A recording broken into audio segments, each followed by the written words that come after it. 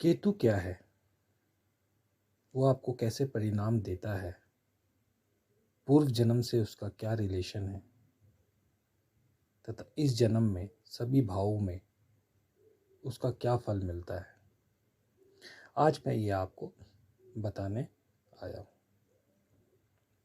नमस्कार दोस्तों, मैं अभी आप सभी का अपने चैनल अभी एस्ट्रोलॉजी में स्वागत करता हूँ।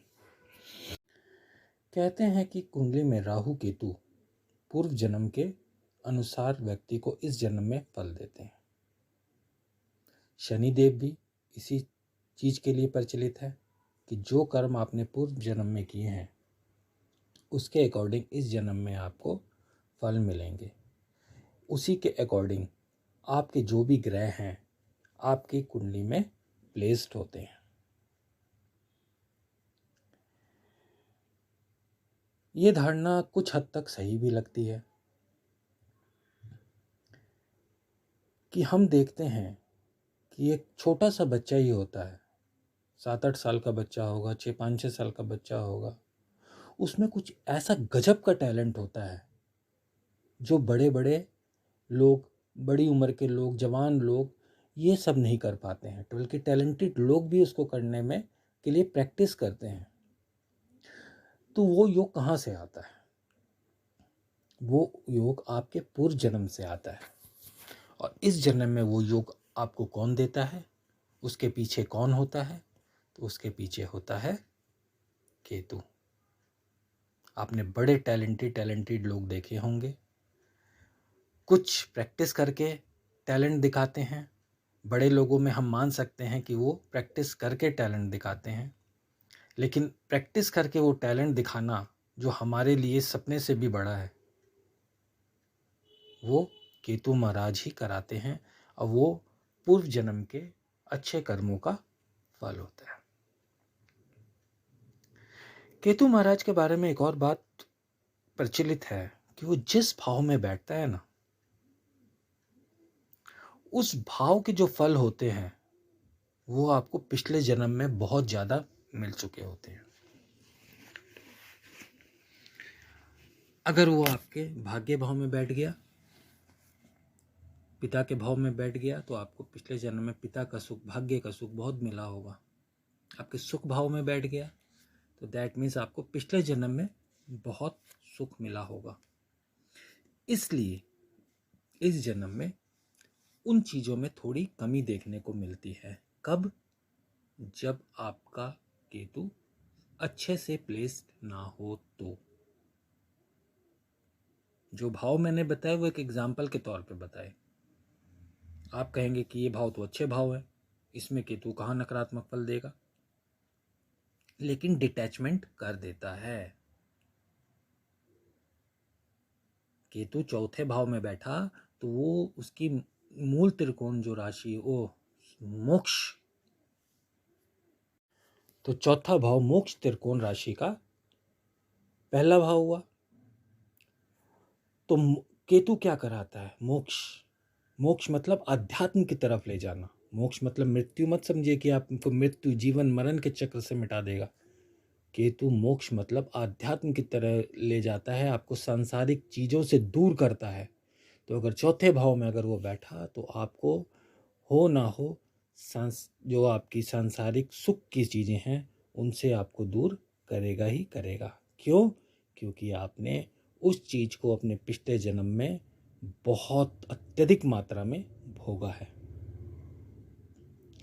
इसलिए हम ये देखते हैं कि कई बार केतु अच्छे भाव में भी प्लेस्ड होता है, लेकिन उसके बाद भी आपकी 7 साल की महादशा खराब जाती है।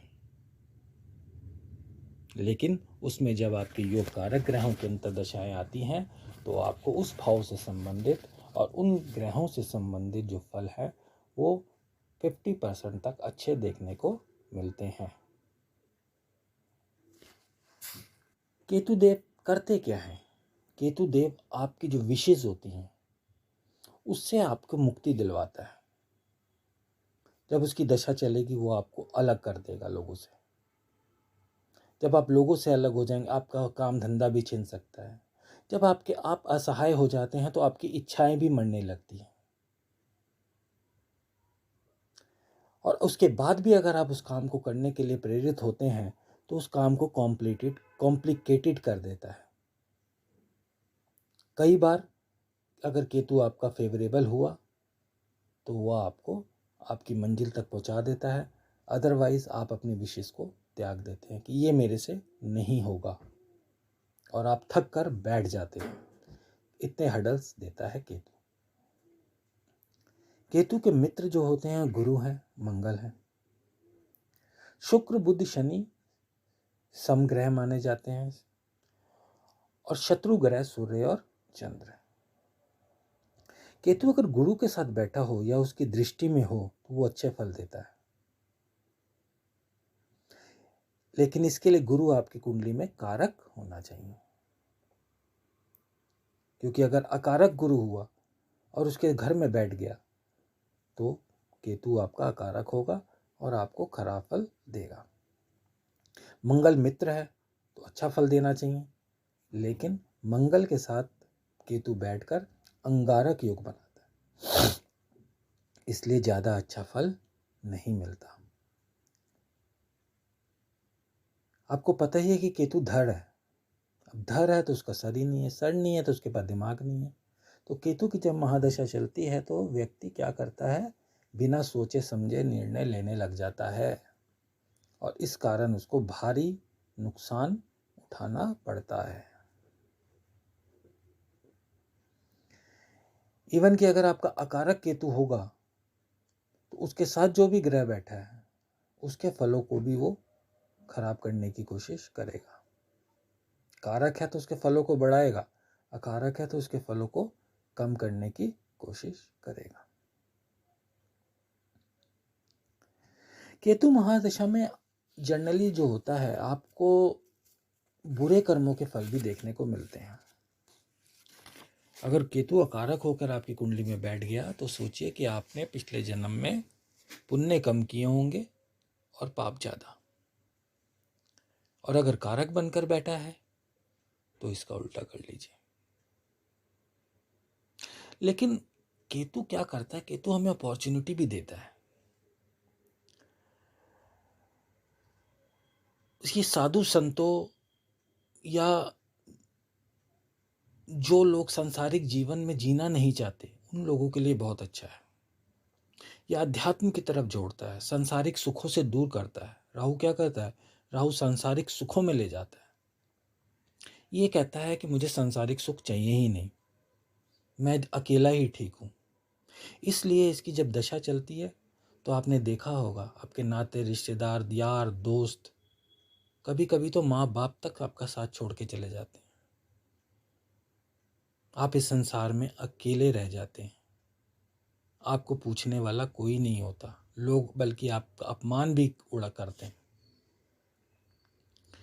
तो अगर आपने पूर्व जन्म में बुरे कर्म किए हैं तो केतु महाराज इस जन्म में आपके अकारक होकर आपको बुरे फल देते हैं। इसलिए इस जन्म में आप अच्छे कर्म करें ताकि अगले जन्म में आपको अच्छे फल मिले। हालांकि ये भी धारणा प्रचलित है कि अगला जन्म किसने देखा, लेकिन आप अगला जन्म किसने देखा ये धारणा सोचकर इस जन्म में बुरा करते रहेंगे और कहीं आपका जन्म फिर हो गया तो फिर आपको दुख भोगना ही पड़ेगा। अब केतु राजयोग भी देता है। राजयोग कब देता है, यदि केतु गुरु के लगन में, क्योंकि धनु तो उसकी उच्च की राशि है और मीन को वो अपनी राशि मानता है, तो गुरु के लगन में अगर गुरु के साथ अच्छे भाव में बैठा हो, गुरु के लगन में बैठा हो या गुरु के साथ अच्छे भाव में बैठा हो, विशेषकर 9वें भाव में, तो ये राजयोग सुख प्रदान करने वाला बन जाता है।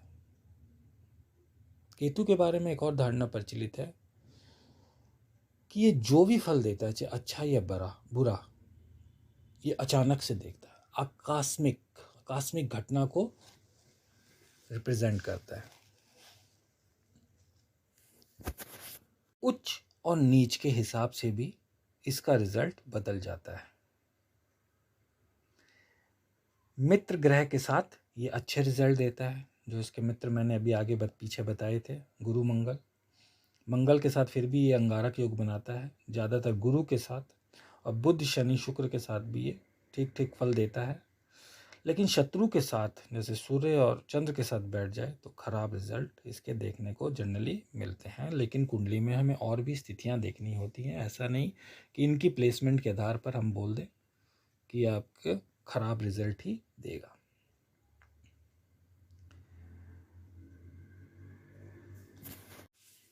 तो ये तो मैंने आपको बताया कि केतु महाराज हैं क्या चीज़, इनको समझना भी बहुत ज़रूरी होता है।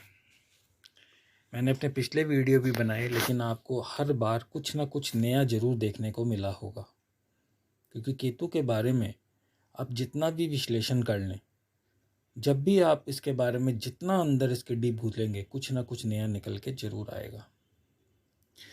तो चलिए अब बात करते हैं केतु का सभी भावों के अंदर क्या प्रभाव पड़ता है।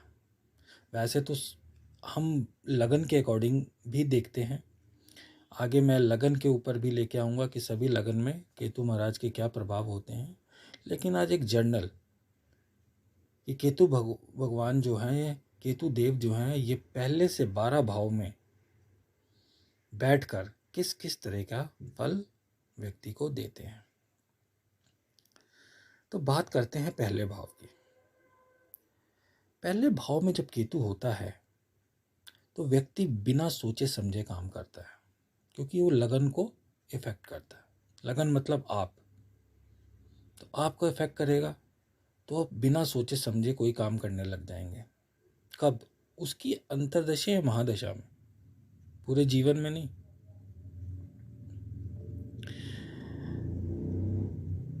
अब केतु यहाँ पे बैठ के आपको फेमस भी बनाता है, आपको प्रसिद्धि दिलवाता है। आप में अगर कोई हुनर है ना, तो उसको बढ़ाने का काम भी केतु अपनी दशा में करता है।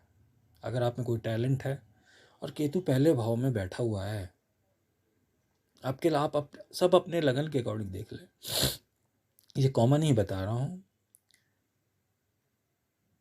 कि अगर केतु पहले भाव में बैठा है तो आपके टैलेंट को बढ़ा देगा। लेकिन लोग कहते हैं कि ज़्यादातर यह स्थिति अच्छी नहीं है, इसमें केतु महाराज कॉन्फिडेंस कम कर देते हैं, सही डायरेक्शन नहीं मिल पाती है, अब बार बार अपना काम चेंज करते हैं। लेकिन मैं मानता हूँ ये सिर्फ उन लगनों के लिए है जिसमें केतु नीच के होते हैं, जैसे वृषभ और मिथुन लगन।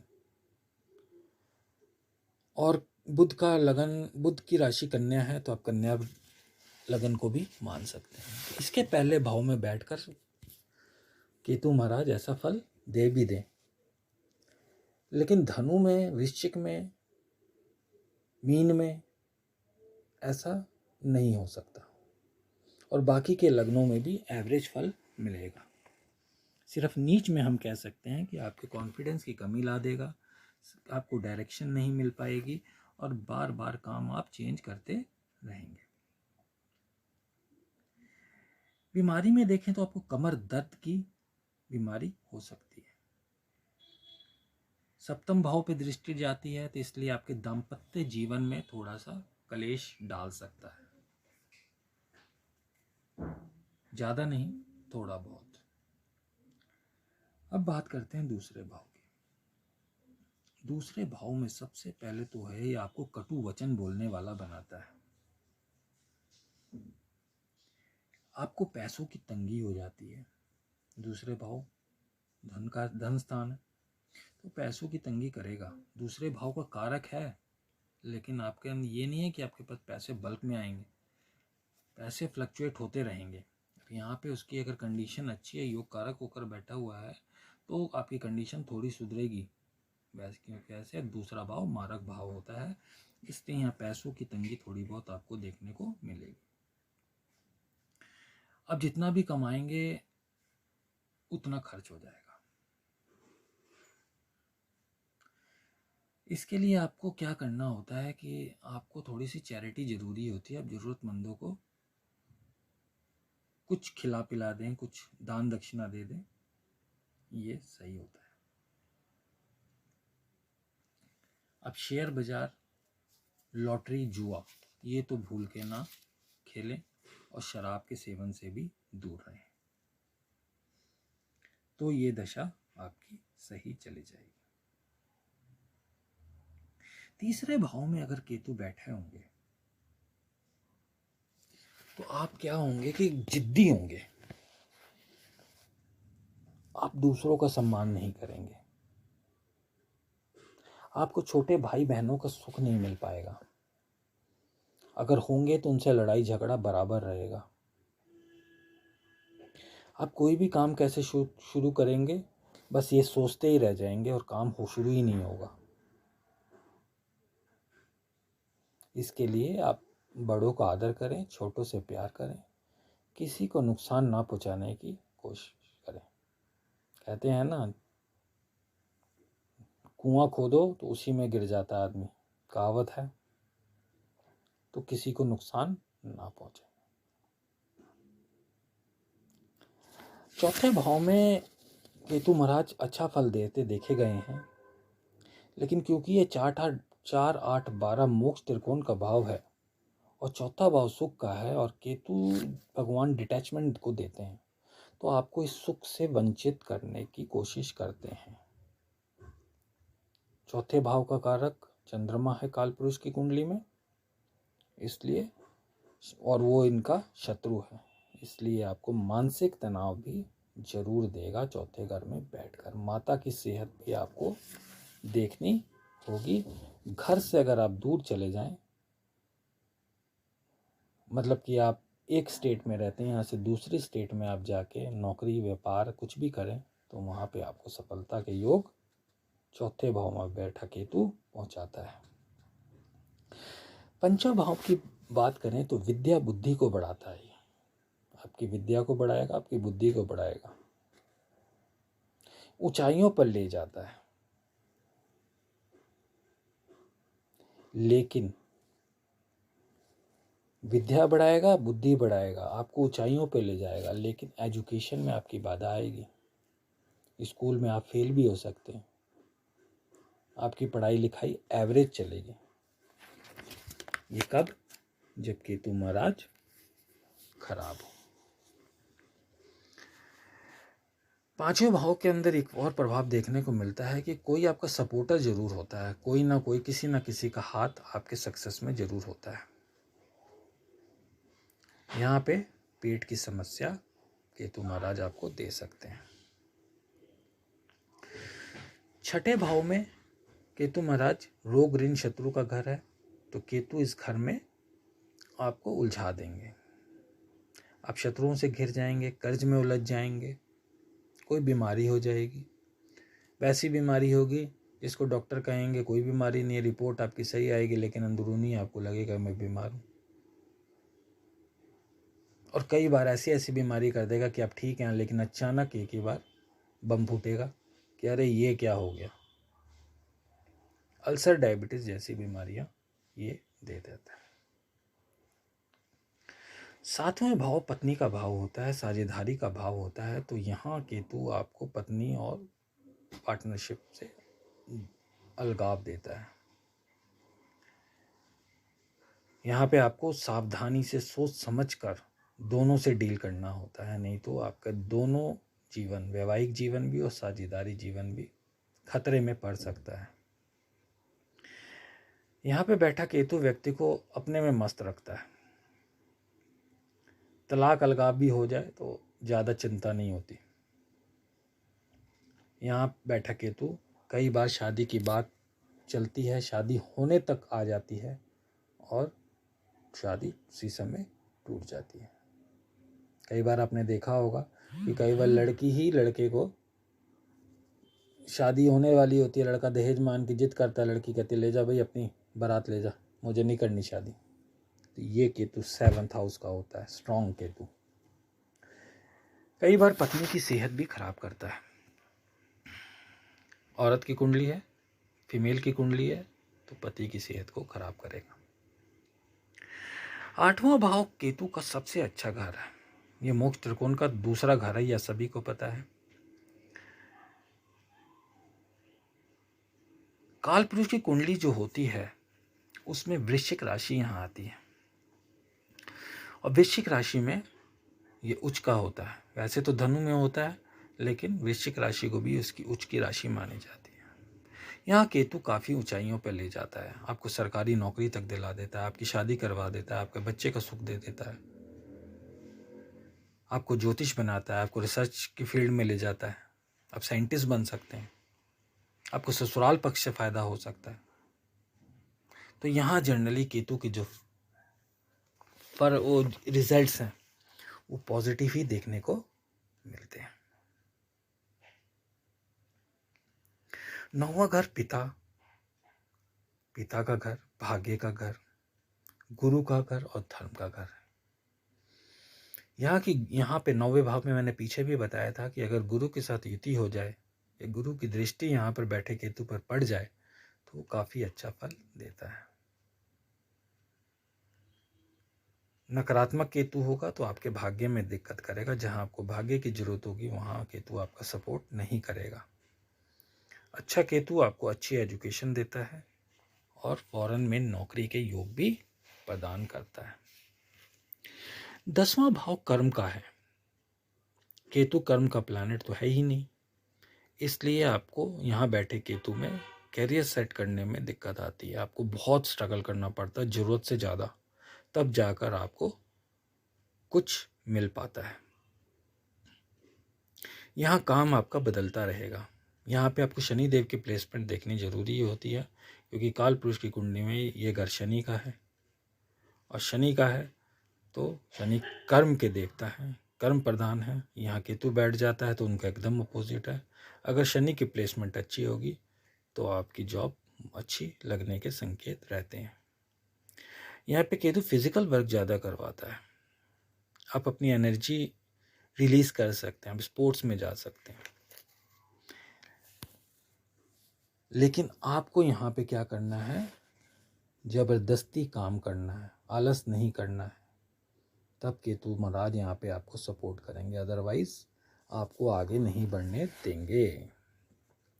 11वां घम इनकम का है, दोस्तों का है, इच्छा पूर्ति का है। आपको पता, मैंने पहले अपने वीडियो में बताया भी है कि सभी ग्रह यहाँ पे अच्छा फल देते हैं, केतु महाराज भी अच्छा फल देंगे।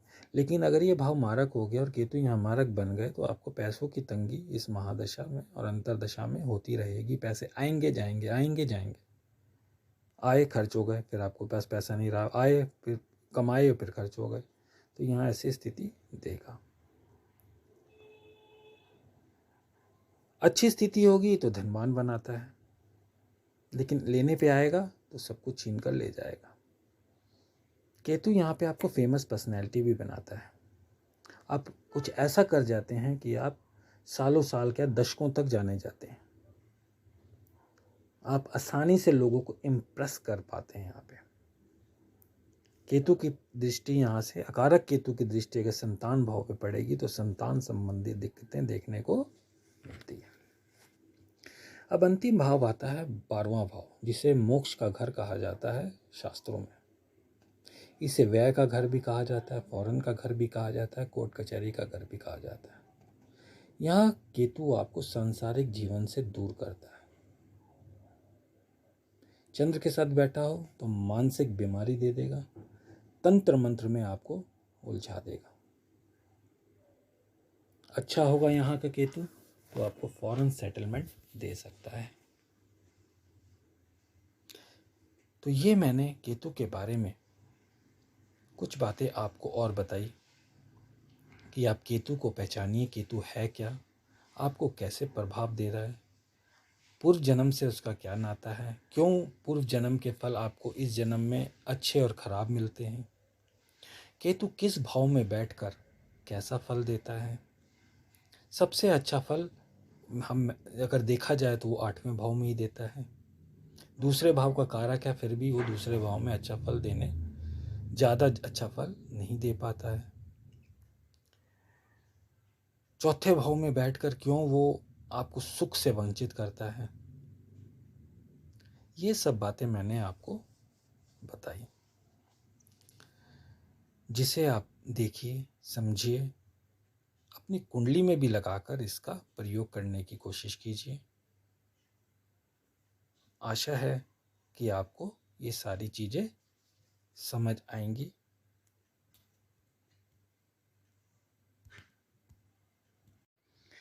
तो अब इजाज़त चाहता हूँ। यदि आपको मेरा वीडियो अच्छा लगा तो प्लीज़ मेरे चैनल को लाइक, शेयर एंड सब्सक्राइब ज़रूर करें। धन्यवाद।